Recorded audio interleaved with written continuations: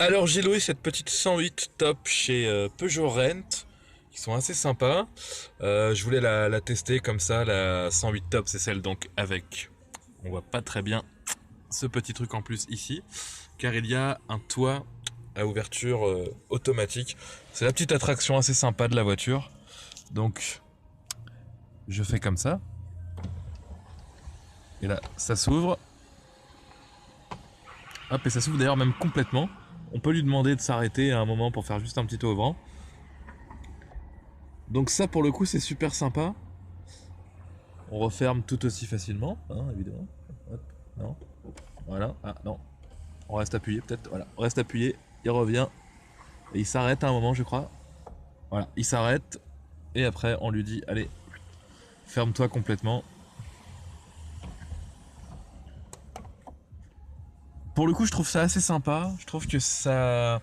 Moi je suis un grand amateur de cabriolet et je trouve que là on a les petits avantages du cabriolet sans les inconvénients. On a une voiture qui est plutôt normale avec 5 portes, hein, c'est la version 5 portes que j'ai ici.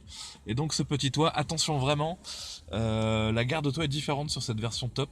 Il y a un petit truc au milieu, voire sur toute la longueur, qui réduit encore la garde-toit. Et moi-même qui ne suis pas très grand finalement, bah j'ai touché. Voilà, c'était un peu trop juste pour moi. Là, ça se voit pas forcément sur la vidéo.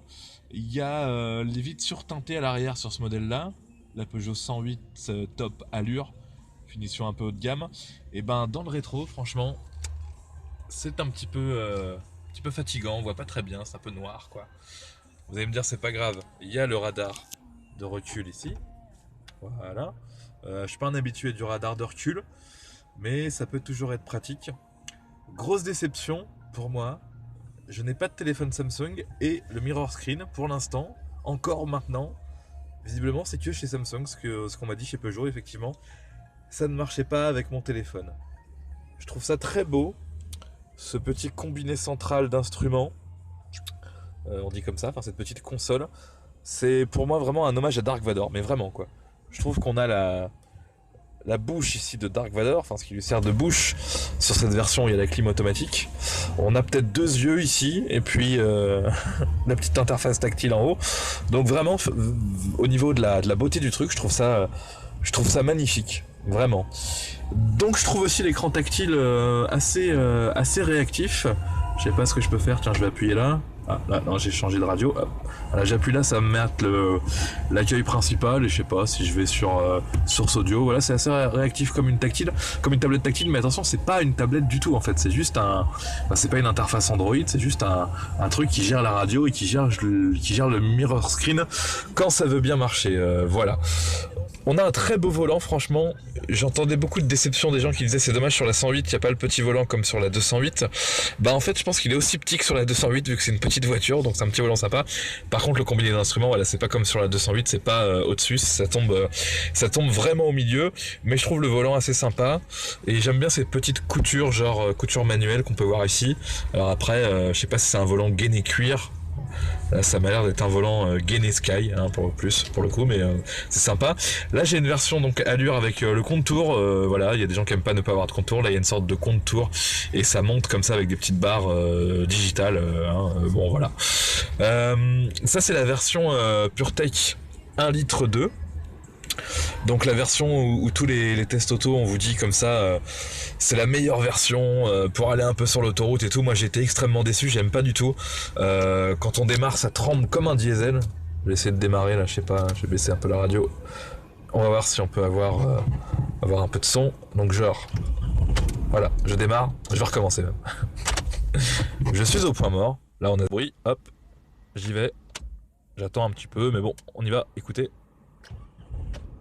Voilà, ça tremble comme un diesel au début et ça tremble non-stop au ralenti. Et voilà, moi j'aime bien conduire les voitures un peu comme des hybrides, quoi, c'est-à-dire pas de grosse accélération et tout. Et vraiment le moteur qui ne me convient pas parce que la seule manière de s'amuser avec ce moteur-là, c'est effectivement d'avoir une conduite conduite très très urbaine comme certains disent, avec des fortes accélérations. Alors oui, il y a du couple, oui c'est surprenant, c'est pas mal, mais moi c'est pas du tout ce que j'attends. Je pense que j'aimerais plus la version 68 chevaux, je crois, avec le moteur 1 litre, qui n'a pas de turbo et qui, j'espère, ne fait pas ce bruit de diesel au démarrage. J'ai pas encore roulé beaucoup avec, mais j'ai fait des embouteillages et tout. Pour l'instant, je suis à 5 litres au 100. Ça a l'air pas mal de ce côté-là au niveau de la consommation. Un petit truc qui m'a énervé tout à l'heure, donc il y a des commandes au volant qui sont sur le volant. Bon, c'est vrai que ça se fait de plus en plus, mais c'est vrai que du coup, quand vous tournez le volant et hop, vous voulez baisser le son de la radio, vous êtes quand même en train de chercher. C'était un petit peu décevant. Et tout à l'heure, je me suis garé, j'avais laissé le volant comme ça. Et bah ouais, je pouvais plus baisser le son de la radio facilement, à moins d'aller jusqu'à là-bas, parce qu'on peut s'arrêter parfois et écouter la radio quand même, je pense. Hein. Donc voilà, ça c'est vraiment les gens qui pinaillent pour rien là au niveau de ce petit truc.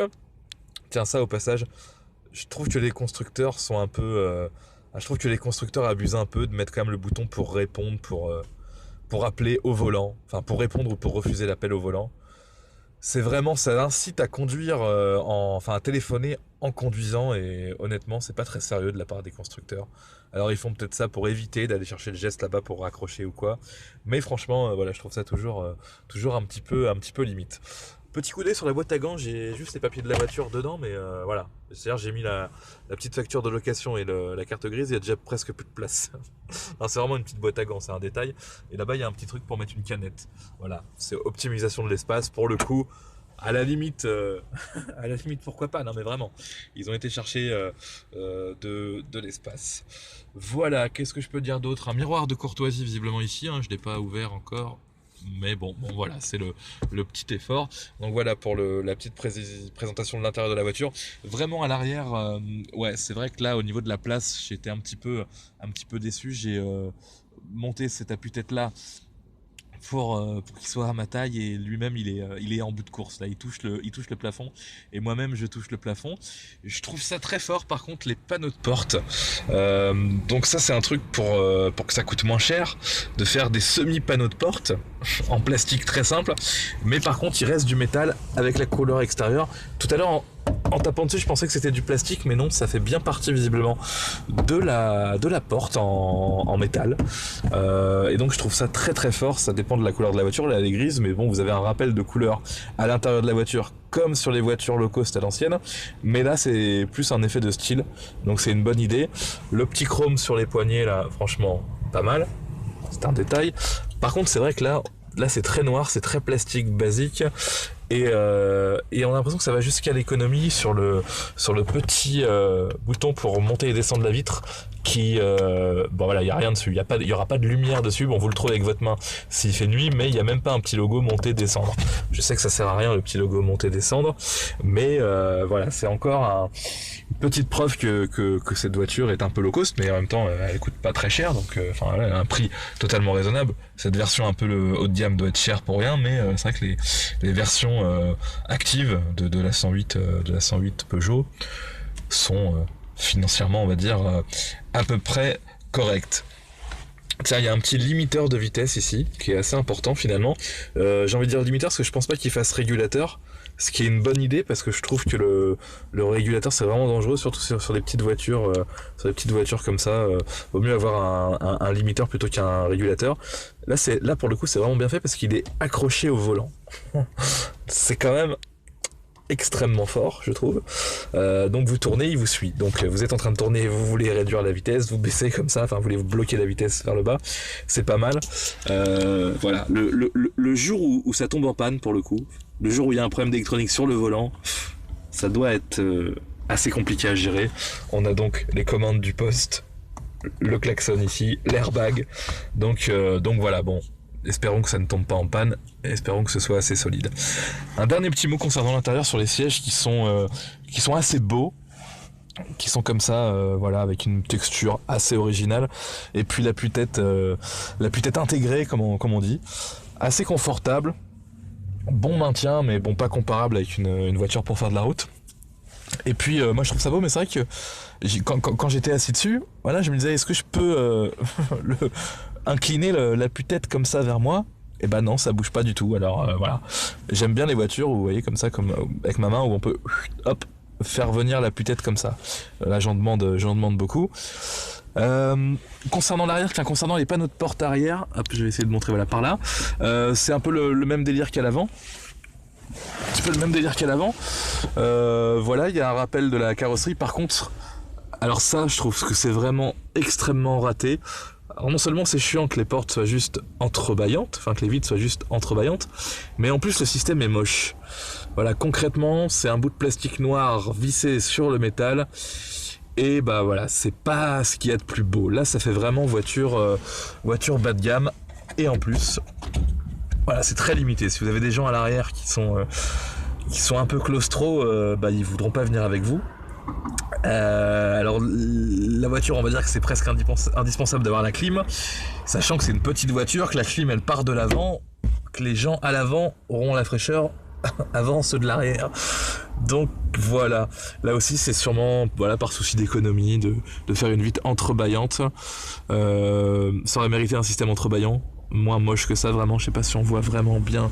Voilà, là on a un beau siège, on a un beau panneau de porte avant, petit travelling comme ça, et hop, le truc qui choque tout de suite, c'est le système d'entrebâillement et la petite inscription sécurité, je dirais aussi. C'est un peu spécial aussi.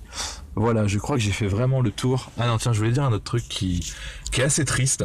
Alors, je trouve la console vraiment, pour une voiture bas de gamme, citadine, un peu low cost, je trouve que c'est vraiment beau, vraiment des plastiques durs mais qui sont très rassurants. J'ai même envie de dire c'est Toyota qui a fait cette partie-là, hein, vu que la voiture est coproduite, on va dire, avec PSA et Toyota. Je dirais que la console, elle est tellement cool pour le segment que bon, bah, c'est du Toyota.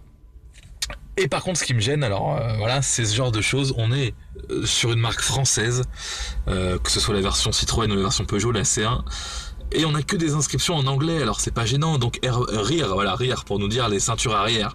Est-ce qu'il y a un problème dessus? Passenger airbag. Alors passenger airbag, voilà, c'est de l'anglais. L'airbag passager, est-ce qu'il est activé ou non? Je trouve ça d'une tristesse qu'on puisse pas mettre airbag passager, qu'on puisse pas personnaliser les voitures en fonction du pays. Enfin, il y a peut-être pas grand chose à changer ici. C'est extrêmement dommage. Je sais pas comment c'est chez DS, la marque qui se veut un petit peu le luxe à la française, mais ça aurait un petit peu de classe peut-être de faire des inscriptions en française. Là, c'est en français, là c'est pareil. On a les réglages des rétroviseurs donc qui sont automatiques et on nous met dessus Mirror. Ça aurait été, enfin voilà, faire un bouton différent pour les versions françaises avec marqué même miroir si vous voulez, plutôt que Mirror, ça aurait été beaucoup plus classe. C'est du vrai détail, mais c'est dommage que un gros groupe français comme PSA puisse pas faire les petites inscriptions en français. Voilà, tiens, ça énerve toujours, enfin moi ça m'énerve toujours. La petite étiquette qu'on enlèvera une fois que la voiture sera achetée, qui laisserait une grosse trace sur le pare-soleil.